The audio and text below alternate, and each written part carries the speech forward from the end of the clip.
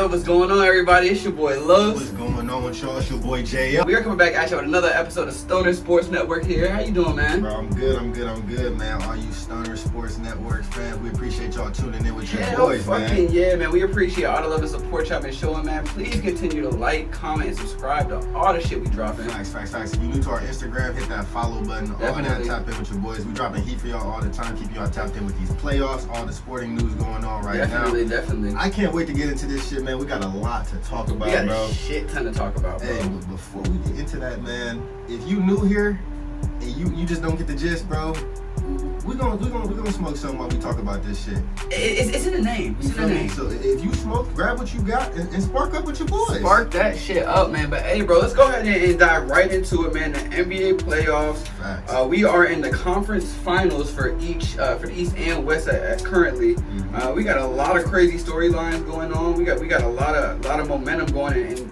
every direction, bro. So and I got a quick question for you. I got a couple questions for you.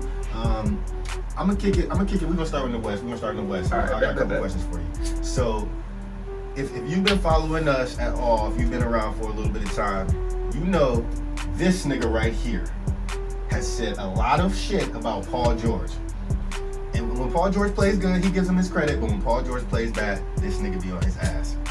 Paul George has been playing out of his mind. He has, and Reggie Jackson has. I don't know where the fuck Bobby Schmurder got this game from, but look, I ain't gonna hold you. He got Reggie Jackson Schmurder. Real quick, I'm gonna just throw this out there.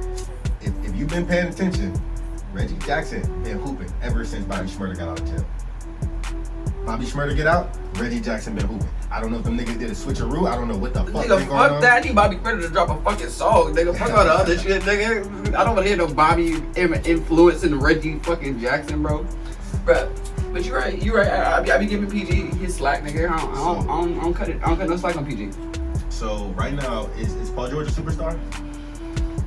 All right, cool. Glad you said this, because I think on Stoner Sports Network, we're going to have our own definitions from now on, bro. You feel me? What is a superstar, bro? Because are we doing star, all-star, superstar, megastar, or a superstar at the top of the line for you? To me, superstar is the top of the line. Okay, then Paul George is not a superstar. Okay, I respect that. But what I've noticed, and I think this just might be true for him, I think that Paul George is better and more comfortable as the number one option. When we've seen him as the number two option, yes, he's had good games, he's had bad games, but sometimes he gets lost. He falls too much into, I'm the second option, you're the star, I gotta let you do your thing. I don't know what it is, but when he's the first option, he's not thinking, he's just out there moving. He plays a lot better than me. I'm gonna tell y'all like this, Kawhi not missing them 2 big free throws at the end of that game. He's not. That's my point. Well, he might. I've seen Kawhi miss some free throws, but that was a long time ago. This Kawhi is not missing. He's gonna at least hit one. He'll at least hit one, bro. And my thing is, that's the difference. That's the difference. Paul George, you're right. When he was in Indiana, he was cooking shit. He was giving Bron a run for his money every fucking playoff run. I'm not saying that's not true. What I think happened is Paul got comfortable, bro. I think Paul George got comfortable, and when he got with Kawhi, when he got with Russell, that was his first time playing with another star. And I think he kind of took a back seat, and he's been in that back seat the whole time since that moment. Paul George, bro, I get what you're saying. You like seeing him as a one, but 22 points in one game, 26 in another game.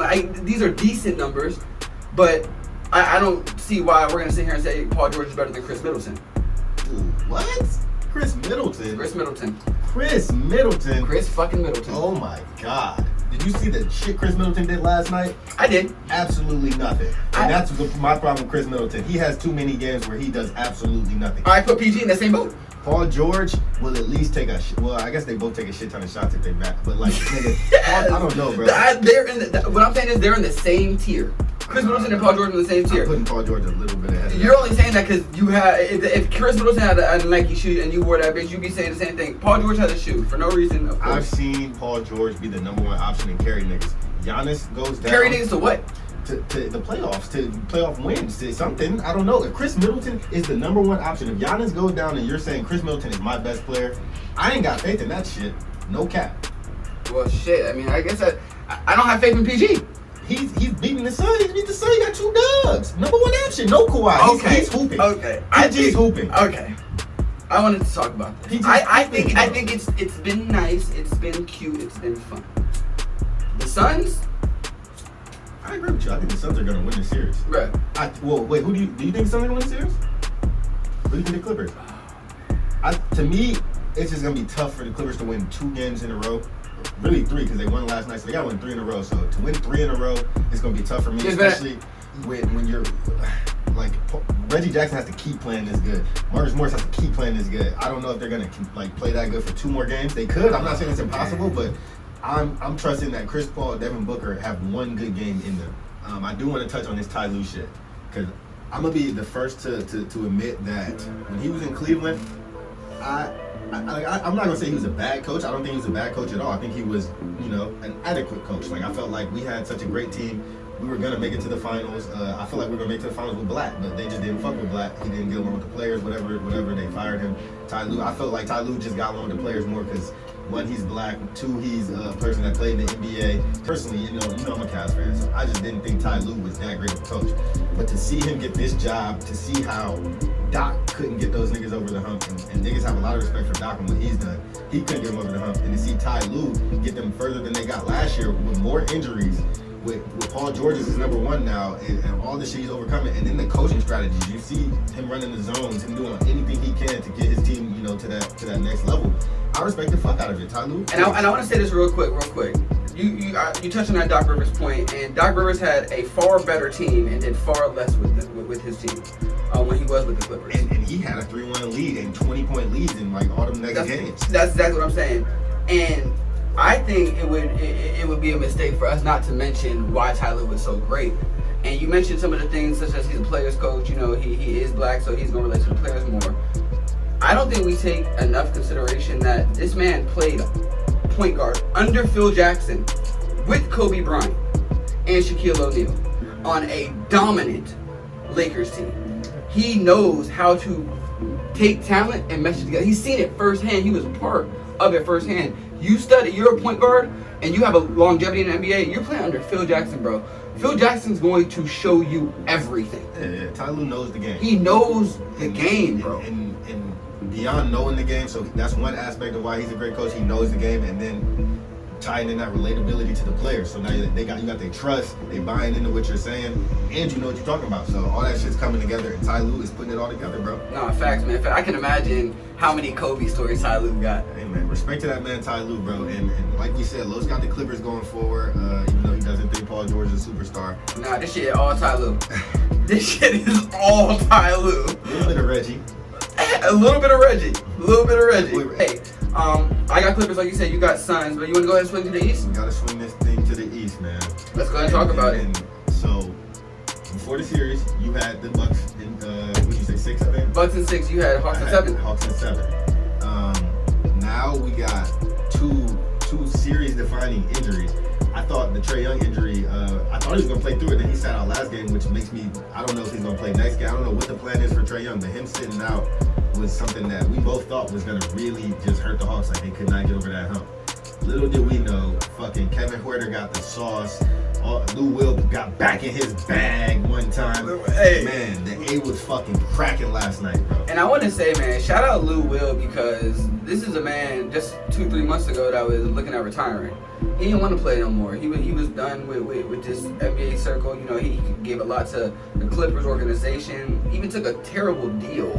721, 321. So he took $321 million to play with the Clippers, and they dished him off to Atlanta. And he was looking at this like, fuck, man, I'm going to a place where I'm not ever gonna be able to compete again. Which is crazy, bro. And he's on that stage now. He goes from a team with the Clippers where he feels like we're a championship level team. He goes to Atlanta, young guys, where he's like, I mean, they're good, but they're not championship level. And now they're competing for a fucking championship. Yeah, a chance to go to the championship. 2-2 in the Eastern Conference Finals. And man, we gotta, as you mentioned, that Trae Young injury, Giannis with the hyperextended knee, is scary.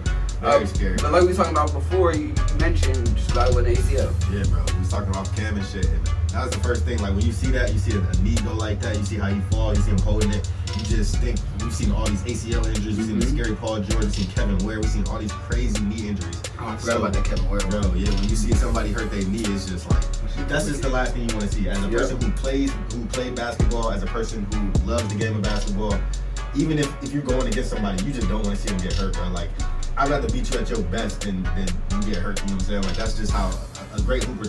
That's how a competitor thinks. You feel me? Like exactly. You never want to see the other team get hurt. And we've seen. I want to say shout out to the Atlanta Hawks crowd because we've seen some bad crowds where the other team best player get hurt and they start celebrating. They start clapping in the crowd and shit because it's better for their team. We know what it is. Like the other team best player get hurt, your chances to win go way up. So. Shout out to the Atlanta Hawks crowd because they were classy about it. They clapped for Giannis. They gave him his due respect. Which injury is bigger to their team, the Giannis injury or the Trae injury? That's crazy to say. I think it's the Giannis injury, bro.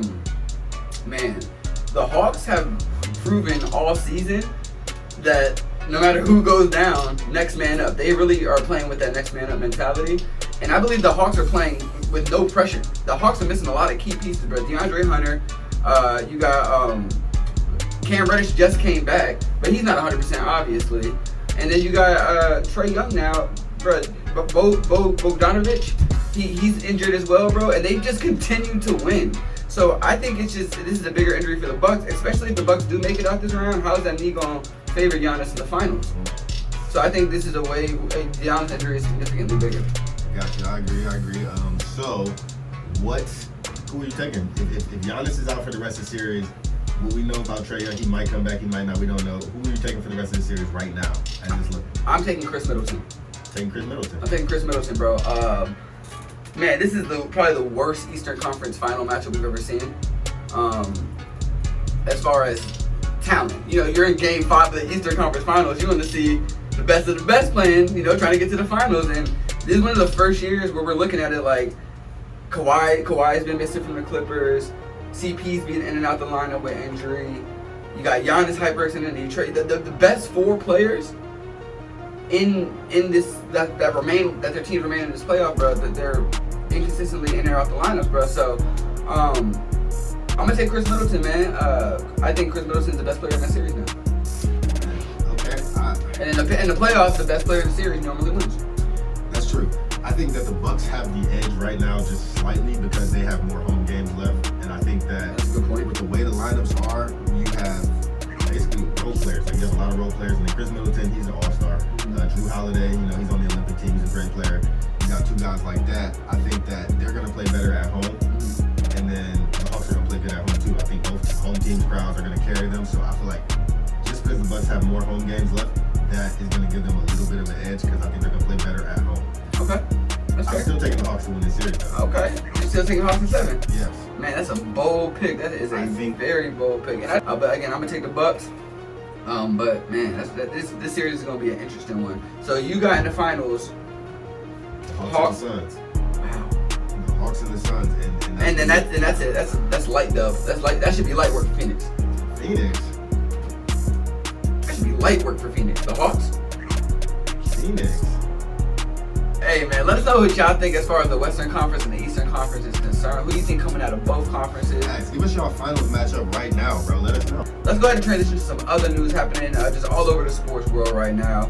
You heard about the Kentavious Caldwell Pope shit? Man, I heard KCP got robbed at gunpoint, bro. Man, I just want to say, bro, I was talking to my wife about this shit, man. To get to a point where people are bold enough to pull guns out on professional athletes.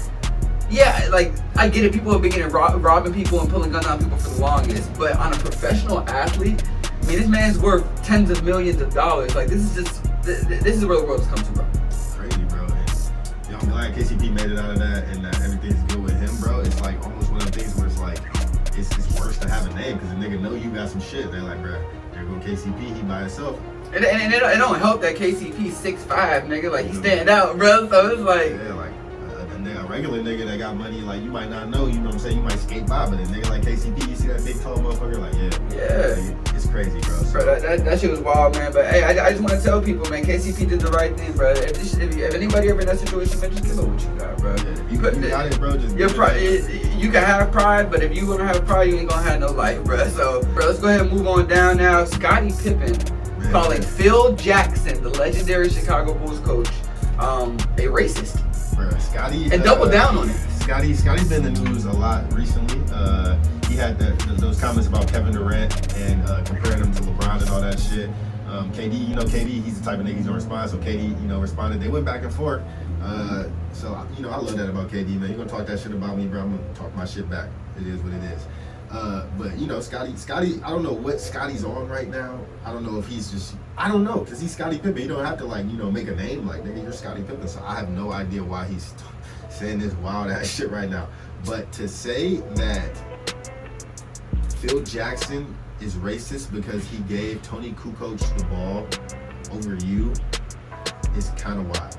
Bruh, extremely wild. Like to say that's racial, to say that like Phil Jackson, the nigga that coached Kobe, Michael Jordan, Shaq, and was willing to give them niggas Dennis Rodman every time. Like he was like, nigga, y'all have the ball every time. This triangle is all you like. Scottie Pippen, I mean not Scottie, Phil Jackson probably coached like a handful of white people. So to say he's racist and like trying to give like white people, come on, bro. Like right. Scotty, Tony Kukoc, he thought he had the better, shot at that point. He wanted to give it to him, catch him off guard. Scotty pulled some host shit, said I'm not gonna go in the game. Is what it is, bro. And a lot of people don't know some of the background to this story. Phil Jackson actually drew up the previous 2 plays for Scotty, and he missed both shots. So what the fuck am I supposed to do? Like Scotty, at that point, like I go back to something that Draymond Green said, nigga. He looked at Paul Pierce and said, nigga, you ain't Kobe. Damn. At that moment, you gotta look at fucking Scottie Pippen and say, nigga, you ain't Jordan. Like, if you're Jordan, yeah, we're gonna run every fucking play for you. But Jordan is fucking playing baseball right now, motherfucker. Michael Jordan ain't hit. We gave you 2 chances. Michael Jordan would have hit both of them bitches, motherfucker. You missed. So we're gonna go to Kukoc, nigga. What is you talking about? Straight like that, bro. Straight like that. And like, Kukoc, nigga, they say he had a way better jumper than that nigga, bro. He caught that bitch. And the worst part is, bro, it went in. So why the fuck are you doing all this talking about it, bro? Like, it went in. Call Phil Jackson a racist. Like, you're the first person to say that. So, like, there's no back. So you look like an idiot. You look like a fucking idiot. Shaq has never come out and said Phil. No player has ever come out and said Phil was a racist, bro. Feel me, bro? And also, I'm just gonna keep it a buck with you, bro. Larsa Pippen got his head fucked up. Like, she fucking with Malik Beasley and all this shit and doing all this crazy shit. Got his head fucked up. He don't know which way is up, nigga. So it's not his fault. Alright, bro, let's go move on down to some boxing. Gervonta Tank Davis versus Mario Barrios. This is a really highly touted fight, man. Pay-per-view fight on Showtime. And a great fight. We got to watch this fight live with our boy E. This was a really good fight, man. It was a really good fight, man. And it was crazy to see Tank Davis be the aggressor in a fight that he was much smaller. Man, when you looked at it, you were like, bro, this is a joke. It was and there was a lot to unpack in this fight. There was a lot of different aspects and things that I wanted to get into about this fight.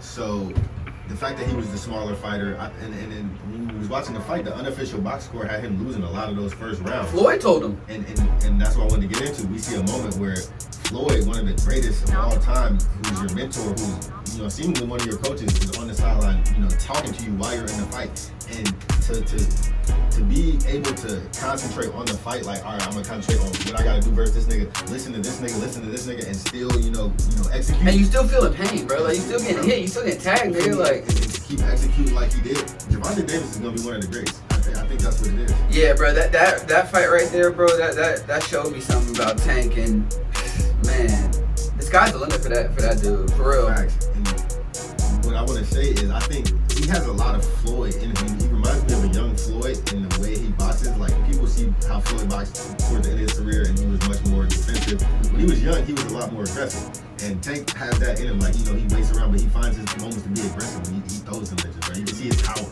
And I was gonna say, that's the difference between him and Floyd to me. Even Floyd in his younger days, yeah, he was putting niggas down. But Tank has so much power. I think he has more power than Floyd did at this point in his career. To be that little is crazy. Bruh, he got that pack-a-punch. Nigga, that nigga be fucking taking souls. And the shot that put Mario down was a body shot. Man. It was a body shot, bro. And those are my favorite ones to see. Cause that's when you really hit a motherfucker. You really take his wind out. Yeah, you hit a motherfucker in the temple. I can see why he went down. But you hit a nigga in his body and he fold. That shit was bone crushing. Bro, and another thing I want to talk about is, another reason I believe that Tank Davis is gonna be so great, he already gets the draw. Like, we see he has the, he got the big crowd. He was able to, be the main event and draw a big crowd. But he also has Floyd leading him.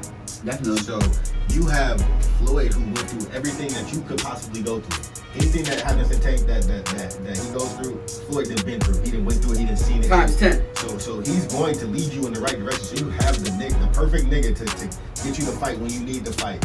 Be strategic about when you fight niggas. How to train for certain fights. Just like when you fight this nigga, this how you gotta, you know. Yeah, just little ins and outs of everything about the industry, about all that shit. He has the perfect nigga to lead it. So he's getting all the game already. He's already getting the best training. Like it's just different, bro. And I feel like he just has the path to success as long as he stays on the right track.